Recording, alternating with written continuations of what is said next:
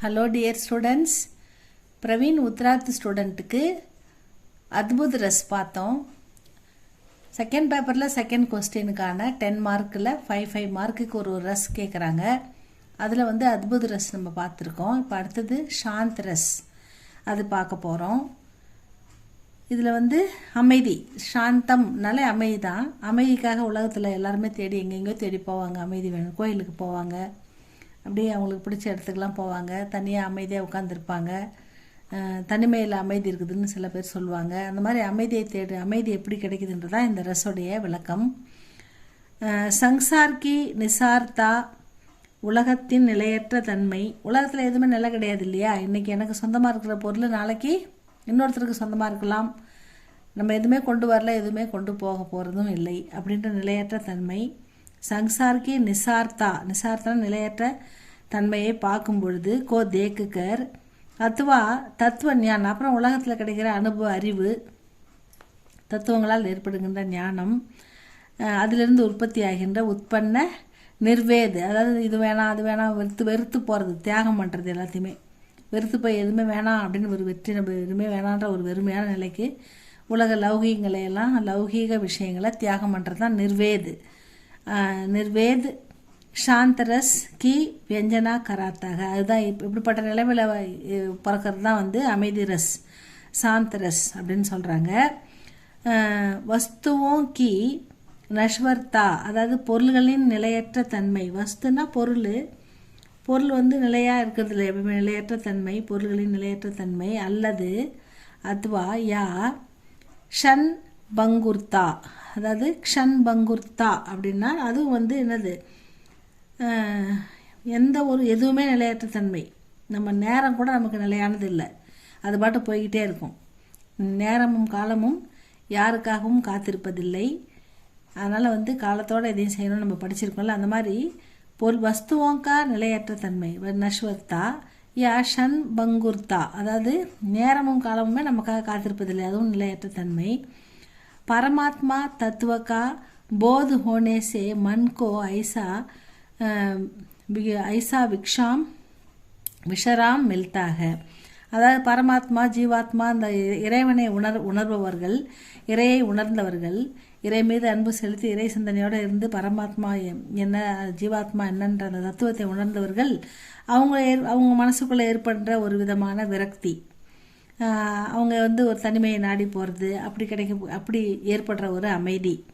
அதே மாதிரி விவித சங்சாரிக்கு சுக்குசே விஷயம்கே போகுசே, எல்லா உலக இன்பங்களையுமே, விவித சாம்சாரிக்கு சுக்குன்னா உலகத்தில் கிடைக்கிற எல்லா இன்பங்களையும் அனுபவிச்சுட்டு எல்லா விஷயங்களையும் தெரிஞ்சுக்கிட்டு அதுக்கப்புறம் நஹி மில்தா, அதுலேருந்து எதுவுமே அப்போ கூட அவங்களுக்கு அந்த எல்லாத்தையும் அனுபவித்தாலும், உலகத்தில் இருக்கிற அத்தனை சந்தோஷங்களையும் அனுபவித்தாலும் அவங்களுக்கு அமைதி கிடைக்கலையாம். அதாவது போகுசேபி நஹி மில்தா, என்ன கிடைக்கல, சாந்தம், அமைதி கிடைக்கல. இசி மானசிக் சாந்தி கா வர்ணன், இப்படிப்பட்ட அந்த அமைதியை பற்றி தான் பாட்டக்யா ஸ்ரோதா கே ஹிருதயமே சாந்த ரஸ்கி உத்பாவனா கர்த்தாக.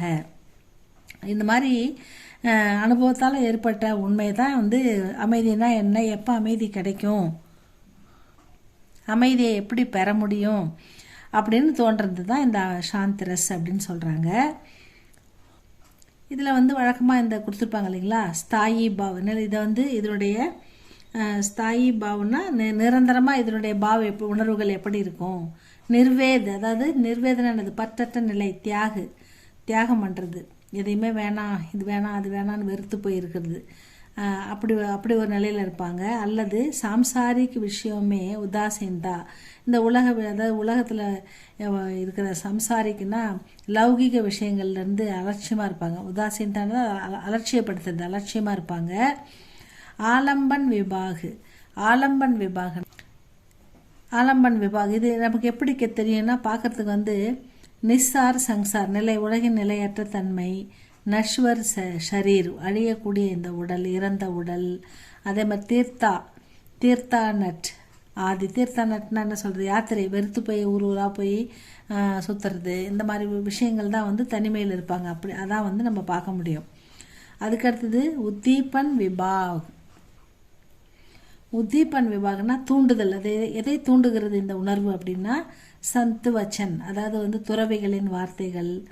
அப்புறம் துறவிகள்லாம் எங்கே இருப்பாங்க? ஆசிரம். அந்த ஆசிரமம், அதாவது அமைதியாக வந்து குடும்பம்னு இல்லாமல் தனியாக போய் அவங்க வாழறது இல்லையா, அதான் ஆசிரமம். ஏகாந்த் அப்படின்னா தனிமையில், ஏகாந்தம்னா தனிமை, தனிமையாக உட்காந்து ஏகாந்த் ஸ்தான் ஆதி, அதாவது தனிமையான இடம்.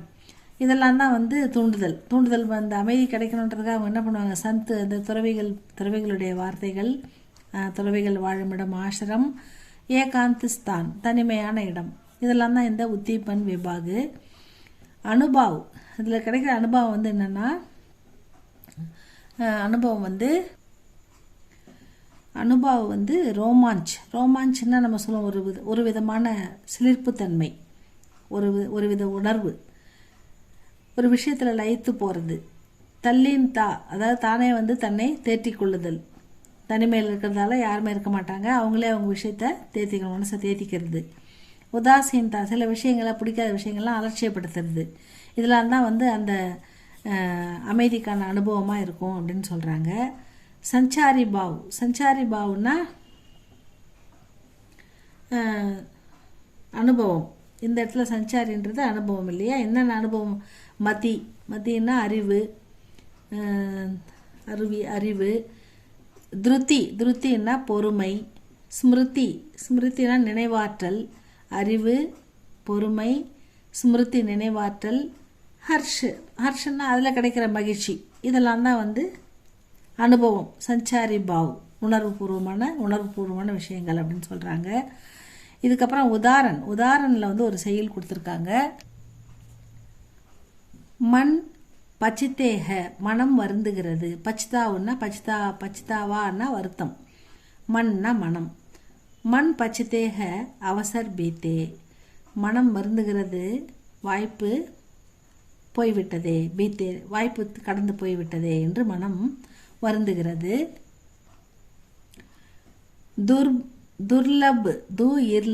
துர்லப் தேகு, அரிய உடலை பாயி பெற்ற பிறகு. ஹரிபது பஜ், இறைவனை வணங்கி அவன் பாதங்களை வணங்கி. துர்லபு தேயினா துர்பல், அதாவது அரிய உடலை, தேகம்னா உடல். துர்லப் அது அதாவது அரிய உடலை பாய் பெற்ற பிறகு. ஹரிபத் பஜ், அரியை வணங்கி அவனை வணங்கி வாழ்த்தி. கரம் வச்சன் அருஹி தே, அதாவது இறைவனை வணங்கி அவனிடம் சரணடைந்து விடு அப்படின்னு சொல்றாரு. சஹஸ்பாஹு தஸ்வதன், அதாவது சஹஸ்பாஹு போன்ற பெரிய மன்னர்கள், 10 முகங்களை கொண்டவர்கள், அவங்கெல்லாம் கூட ஆதி நெருப்பு கையே என்ன கால் பலிதே, அவங்கள கூட காலம் அவங்களே கொல்லவில்லை, காலம் அவர்களை கொண்டு செல்லவில்லை. ஹம்கர் தன் தாம், நாங்கள் வந்து எங்களுடைய செல்வங்களையும் வீடுகளையும் சம்வாரே கட்டினோம். அந்த சலே உட்டி ரீத்தே, ஆனால் நாங்கள் போகும்போது சலே கடைசியில் வீடுகளை கட்டினோம், செல்வங்களை பெற்றோம். இறுதியில் சலே உட்டி ரீத்தேனா விரிந்த கைகளுடன், ஒன்றுமே கொண்டு போகலை. கடைசியில் நாங்கள் எதுவுமே கொண்டு போகலை. யஹா சங்சார் கி நிசார்த்தா கா வர்ணன் ஹுவாக, அதாவது இங்கு உலகத்தின் நிலையற்ற தன்மை வர்ணிக்கப்பட்டுள்ளது.